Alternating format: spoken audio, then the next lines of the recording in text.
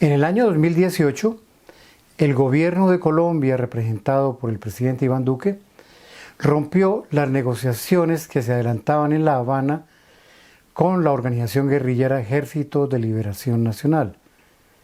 Negociaciones que tenían el visto bueno de Naciones Unidas, el gobierno de Noruega, de Venezuela y de otros países.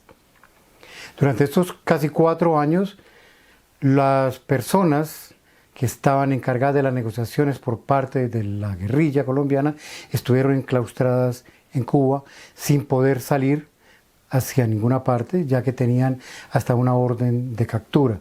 El gobierno colombiano rompió los protocolos en que se había comprometido. El 8 de agosto último tomó posesión de la presidencia de Colombia el gobierno de Gustavo Petro y Francia Márquez. Cumpliendo con lo que habían ofrecido al pueblo colombiano, una de las primeras cosas que hizo sorpresivamente fue enviar a su canciller y a unos importantes delegados a Cuba para reiniciar negociaciones con el Ejército de Liberación Nacional. No habían pasado ni 8 días. A este encuentro asistieron representantes de los países que estaban apoyando el proceso, así como Naciones Unidas y la Iglesia Católica. Pues bien, en una exclusiva vamos a presentarles las palabras del comandante y jefe encargado de negociaciones por parte del ELN, Pablo Beltrán. Unas preguntas muy concretas, con respuestas muy concretas sobre cómo él ve y la organización ve este proceso que se va a reiniciar o ya se ha reiniciado. Algo tremendamente positivo para la paz de Colombia. Comandante Pablo Beltrán, un gran saludo. Vamos a entrar rápidamente en temática. Una primera pregunta, ¿es que la llegada de la delegación colombiana, del gobierno colombiano a La Habana, apenas 4 días después de posesionado el gobierno, los tomó de sorpresa?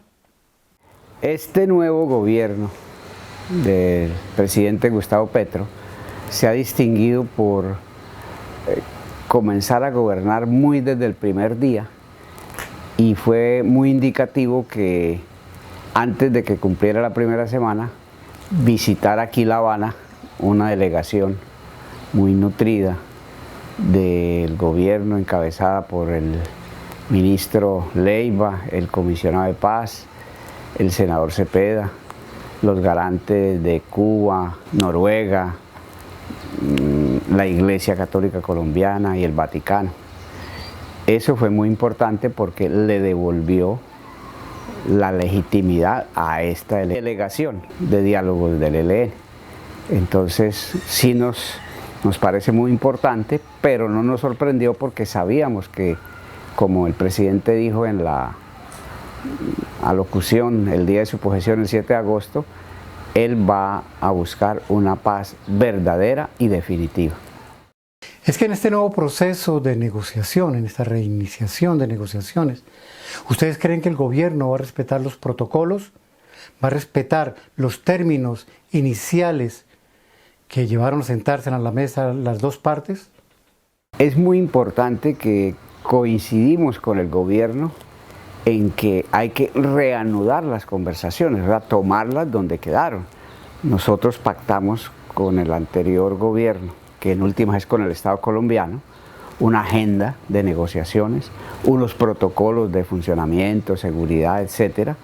Y lo que se ha dicho es que se va a tomar eso, o sea, no se va a echar en saco roto, hay que construir sobre lo construido, de más que se le harán ajustes, porque, por ejemplo, hay unos elementos del protocolo de ruptura que tenemos que tener en cuenta, pero los abordamos es como un protocolo de apertura, de reapertura de las negociaciones. Una pregunta un poco, digamos, particular, pero muy especial en este proceso y para la paz de Colombia. Es que existirá un cese al fuego bilateral. Es que las Fuerzas Armadas que están adoctrinadas bajo la doctrina de la seguridad nacional, o sea, el enemigo interno, van a respetar un cese al fuego? ¿Es que no existirán sectores de la oligarquía colombiana que van a intentar sabotear este proceso como han intentado sabotear otros procesos? El cese bilateral al fuego es muy importante como marco para desarrollar las negociaciones de paz. Nosotros tuvimos una experiencia cuando el Papa Francisco visitó Colombia en el 2017. Tuvo elementos positivos, pero también tuvo elementos negativos porque precisamente, como usted dice, las Fuerzas Armadas se las ingeniaron para no cumplir el cese. Hoy el presidente Petro tiene ese reto de que sus Fuerzas Armadas cumplan un hipotético cese que se llegara a acordar. Pero hay un segundo problema que es el más grave. Es tradición en las Fuerzas Armadas colombianas operar por medio de lo que ellos llaman operaciones encubiertas, o sea, se quitan el uniforme, dejan el fusil de dotación, toman otros fusiles que no son y hacen operaciones, fundamentalmente antisubversivas. Y también el otro elemento es muy grave, es que dentro de todo el entramado de mafias, bandas, escuadrones narcoparamilitares, todas las unidades de las Fuerzas Armadas son aliadas con ellos, están coludidos con esas fuerzas, y todas esas fuerzas que son de la mafia, redes criminales, están coludidas con las Fuerzas Armadas estatales y están muy imbricadas. Entonces, no solamente Petro tiene que ordenar a sus Fuerzas Armadas estatales, sino que las paraestatales también tiene que ponerlas en cintura. Entonces, cuando él habla de que la paz sea total, se refiere a ese conjunto de fuerzas que atentan contra el monopolio que piden ellos de la estatal de las armas. Y por último, Colombia, como a imagen y semejanza de Estados Unidos, también tiene miles de armas en manos de civiles. Cuando terminó el presidente Uribe en 2010 su mandato, había entregado más de 2 millones de armas de dotación oficial a elementos de la extrema derecha que son seguidores de él. Eso fue, le estoy hablando, hace 12 años. Después vino Duque y también siguió entregando armas que son de uso privativo del ejército a sus seguidores de extrema derecha. Hubo un escándalo muy conocido en el que se supo que incluso le estaban entregando fusiles Galil, que son armas de guerra, a seguidores de Uribe.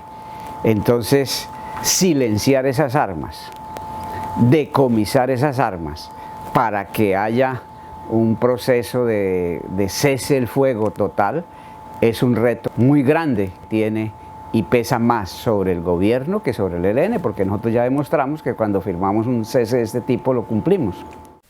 Los medios de comunicación, los grandes medios de comunicación, los corporativos, se han convertido no solamente en Colombia en grandes generales de la guerra. Muchas veces producen más muertes que los propios militares y las bombas, porque anuncian las guerras, anuncian los crímenes o dicen a quién hay que matar. ¿Ustedes creen que los medios de comunicación corporativos colombianos, con el poder que tienen, van a respaldar este proceso o van a tratar de sabotearlo? Es algo muy delicado. ¿Y ahí ustedes qué piensan hacer frente a esa actitud que ellos tienen de beligerancia? Hoy día está muy extendido que así como una era antigua, una era industrial, la de hoy es la era de la desinformación. Porque la manipulación de la información en función de las élites en el poder, ese es el signo dominante de las grandes empresas que antes eran de comunicación, ahora son de desinformación. Lo que han hecho, por ejemplo, en este momento de febrero acá con la guerra de Ucrania es eso, que es un fenómeno muy similar al que hubo con los judíos a finales del siglo XIX, que rondaban las noticias de que ellos tenían todo el dinero del mundo, querían controlar el mundo y crearon el odio contra los judíos. Entonces, con la desinformación se crea odio y con el odio se crean genocidios. Entonces ese círculo criminal que se alienta desde los medios de comunicación está hoy andando, y no solamente en el mundo, en Colombia. El año anterior, en el estallido social, muy fuerte, muy potente, la juventud en las calles enarbolaba pancartas que decían: el gobierno roba, la policía mata y la prensa miente. O sea, ese es el régimen. Entonces, que la policía deje de matar, pues van a ponerle mano. Que el gobierno deje de robar, ese es el reto que tiene el nuevo gobierno. Y que la prensa deje de mentir, pues es muy difícil, porque en Colombia los principales conglomerados económicos se han hecho a los principales medios de comunicación. Entonces, ¿a qué intereses van a servir? Pues a los de los grandes potentados. ¿Qué posición tienen los grandes potentados hoy? Oponerse a los cambios del nuevo gobierno. Entonces, la voz que se atraviesa en contra de que el país cambie está desde los grandes medios. Entonces, no es solamente que le levanten calumnias a una organización como la nuestra, sino que es que son los grandes opositores al cambio y los grandes, dijéramos, sustentadores de los intereses de esos potentados. Pero afortunadamente eso tiene un talón de Aquiles. El Tiempo de Bogotá, al rico más rico de Colombia, le valió 400 millones de dólares. Pero hoy, donde el Tiempo no diga lo que es, las redes sociales lo dicen.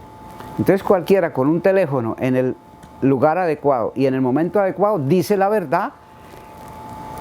Eso se disemina en las redes sociales y el Tiempo puede valer mucho, pero si no dice lo mismo, queda infragante, queda al desnudo, está diciendo una mentira.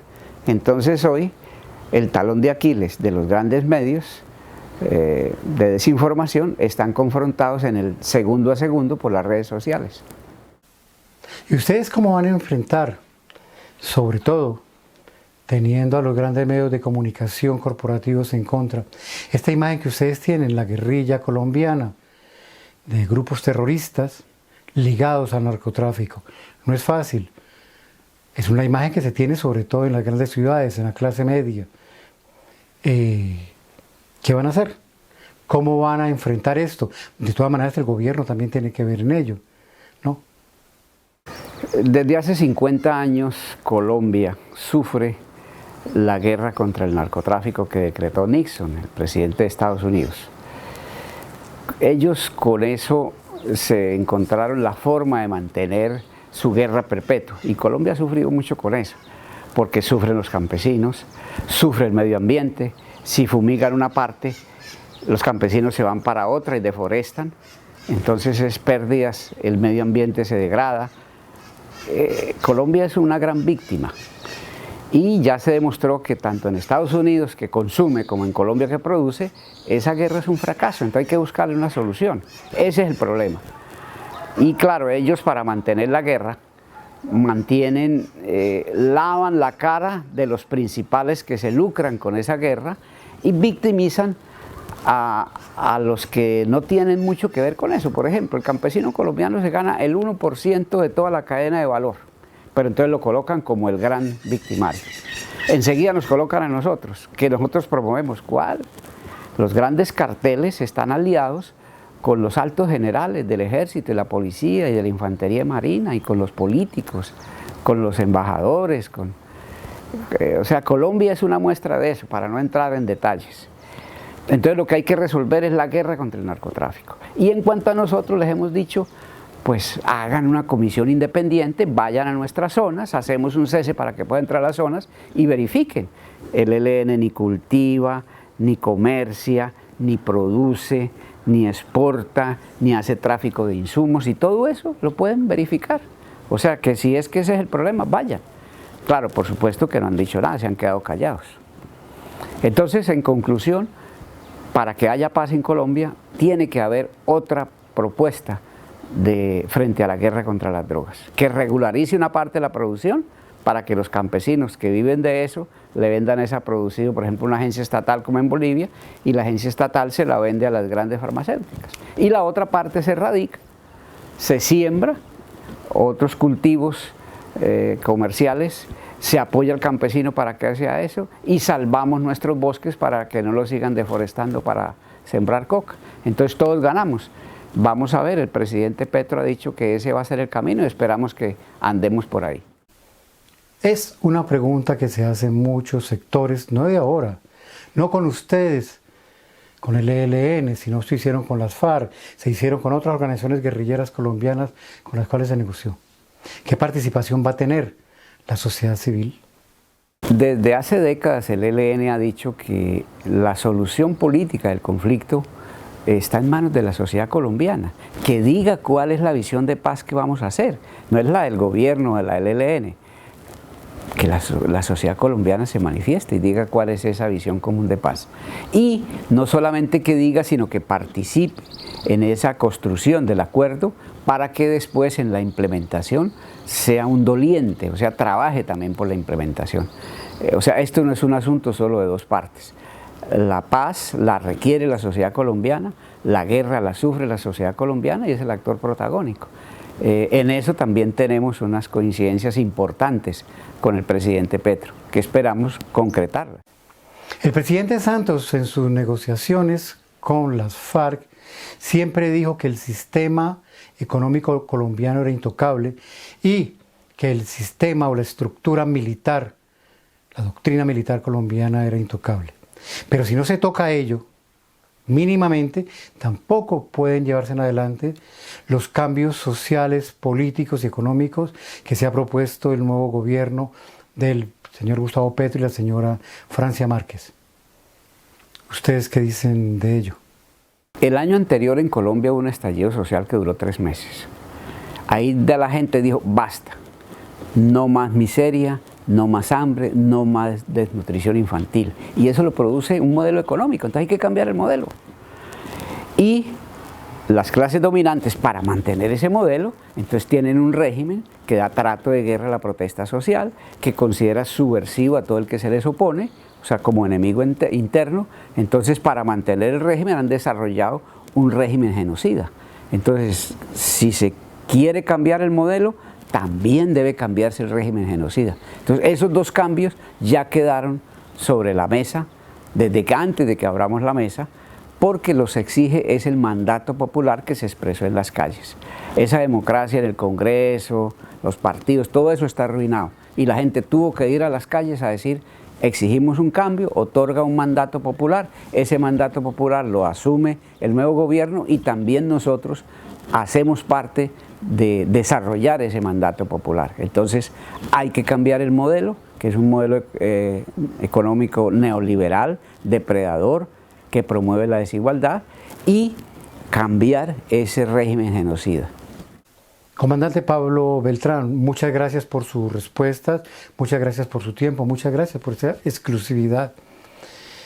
Esperemos, y lo digo de todo corazón, que este nuevo reinicio de negociaciones lleve hacia el camino que la gran mayoría de colombianos anhela, que es la paz.